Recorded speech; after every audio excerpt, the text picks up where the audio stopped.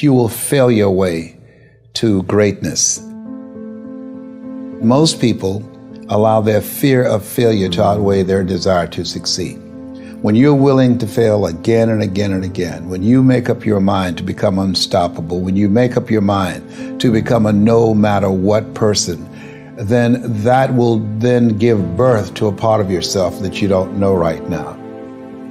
Imagine, if you will, being on your deathbed and standing around your bed, the ghost of the dreams, the ideas, the abilities, the talents given to you by life, and that you, for whatever reason, you never went after that dream. You never acted on those ideas. You never used those talents. You never used those gifts. And there they are standing around your bed looking at you with large angry eyes saying, "We came to you, and only you could have given us life. And now we must die with you forever." See, most people stop short of their dreams and park and get off the highway of life because of the rejections of life. You will always be rejected. It's no big deal. Jack Canfield said rejection is a myth. It's not like when somebody says no and then they slap you. No, it's just, to me, make no your vitamin. Get excited about the no. Why? Because every time someone says no, that brings you another step to a yes. You're getting closer. Trust me, you will win if you don't quit. You will win if you don't quit. Even a broke clock is right twice a day. As you go through the challenges of life and you look at it and embrace whatever comes to you, don't run from it.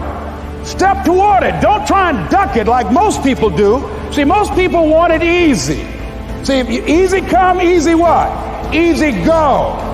See, but when you go at what you're going to deal with and you deal with the difficulties of it, when you handle those hard things close at hand, making those hard decisions right now that you don't want to make, learning those things that you don't like to do, but you know that in order for you to get where you want to go, this is one of the hoops that you have to flip through. And I'm saying to you, whatever you got to do it, because if you don't, life is going to whoop you until you surrender. You have something that you brought to the universe, and that if you decide that my life deserves my developing this what I do well, and becoming the best at it, and mastering myself, and seeing what I have within me, if you decide to drop your buckets where you are and develop your gifts, I grant you, you'll never ever be without. I grant you that your gifts will take you places that will literally amaze you. I grant you that if you begin to work to develop your gifts, you'll develop a strong sense of happiness. You'll get a larger vision of yourself, because part of beginning to get a larger vision of yourself, all of us need some area of our lives where we can have a feeling of competence. That people know when they think about this area, that's something you do. That you eat and sleep that. And that you do that. You do that. Changing is not easy. That changing your life, changing habits, reinventing yourself, picking yourself up after life has knocked you flat on your back. I've got to say, when life knocked you down, try and land on your back, because if you could look up, you could get up. Well, that sounds cute, but that's not easy. When I was diagnosed with prostate cancer 17 years ago, that first time that happened, I said, hey, I can handle this. Then when it came back a year later, last year, 17 years later, and this time it metastasized to 7 areas of my body and ate 40% of my T1 vertebrae. Now the stakes are higher. Is this life saying, okay, Mr. Motivator, you beat cancer the first time. What you gonna do now? I started laughing. When the doctor told me, he said, why are you laughing? Are you in denial? I said, no. I said, I feel like Mother Teresa. He said, what do you mean? She said, Lord, I know you know how much I can bear. I just wish you to have so much confidence in me. I said, the stakes are higher. So I've got to dig in and got to fight more, because at the end of the day, life is a fight for territory. And once you stop fighting for what you want, what you don't want will automatically take over. And so it's a fight, it's a challenge in life every day. And what we have to do is embrace it. What we have to do is see it as a project to be worked on. In life, you will always be faced with a series of God-ordained opportunities, brilliantly disguised as problems and challenges. And so I see even cancer as a gift, as a God-ordained opportunity. If you died today, what dreams, what ideas, what talents, what books, what music, what leadership, what voice will die with you? There are a lot of people who are biting their fingers in fear that they might lose their jobs. But there are few people who have decided within themselves, I'm going to make it.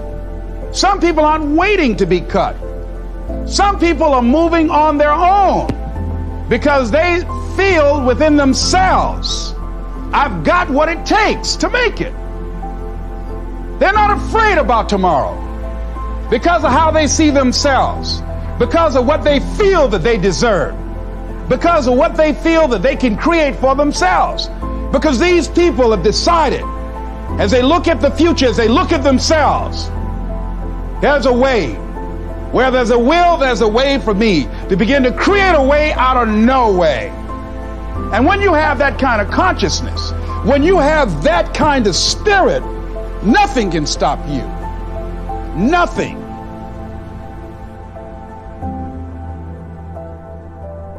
There's no secret to success. There's a system to success. And no matter what organization you become a part of, the system works if you work it. If you don't work it, it won't work. But it works if you work it. And that's one 4-letter word that most people don't like. They're not willing to work.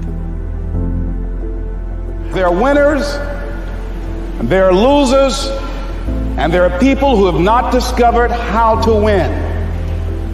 And all they need is some coaching. All they need is some help and assistance, just a little support. All they need is some insight or a different strategy, a plan of action to make some adjustments that will open up the key to a whole new future for them, that will give them access to the unlimited power that they have within themselves. That's all that they need. So what I want you to do is think about something you want for you, that's real for you, that's important for you, that will give your life some special meaning and power. And I don't even want you to say, I can do that. I don't want you to assume that. See, 5 years ago when I started out in this area, I would not have been able to make the mental leap that I would be up to where I am right now. I don't want you to begin to just psych yourself out. No. I want you to be able to say something to yourself that will enable you to maintain a level of integrity with yourself. That when you say this, even when you face tremendous setbacks, it will be a benchmark to keep you in the game, to keep you moving forward and experimenting and readjusting your strategy and your plan of action, continuously looking for ways to win. I think we have to reflect on, who am I? Why am I here? What drives me? If I died today, what 3 words would I want said about me if I died today? What is it that defines me? And how do I define myself? So I went to the next mode necessary to start talking to people and seeking and asking for what I wanted and leveraging relationships and trying to find out, how do the people do it that went ahead of me? How do they do it? And then what is it I need to do? How is it I need to train myself, to develop myself? What's the resources that will be required in order to make it happen? And as I start seeking out and asking questions, I started running into people who said, I know someone who can help you do that. And they helped me get connected with those people. Remember, we have so much energy that can take us so far. It's necessary that you hook up with some other energy that can take you to the next level. I hooked up with them. They said, let's go. I said, away we go.